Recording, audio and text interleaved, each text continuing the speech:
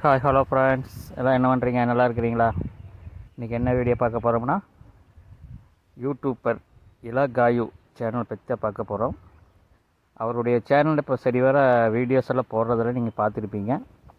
அதற்கு முக்கிய காரணம் என்னென்னு கேட்டிங்கன்னா, அவர் இந்த மருந்து ஊழல் பண்ணி இந்த குடியை நிறுத்துகிற மருந்து அப்படின்னு ஒரு போட்டு இப்போ அது வந்து பெரிய பிரச்சனையாகி அவர் இப்போதைக்கு ஒரு தமிழக அரசால் அது தடை செய்யப்பட்ட ஒரு மருந்தை விற்றுட்ருக்காருன்னு தெரிஞ்சு போச்சு. இப்போ அவர் மேலே கேஸ் போட்டிருக்குறாங்க.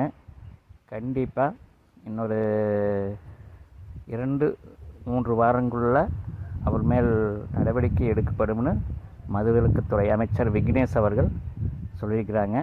இந்த பிரச்சனை வந்து பெருசாகிறனால தான் இவர் வந்து அதிகமாக வீடியோ போடுறதில்ல.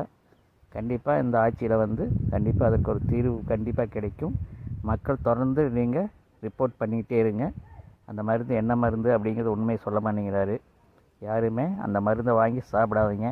பக்க விளைவுகளை ஏற்படுத்தி மனிதனின் உயிரை கண்டிப்பாக போயிடும்.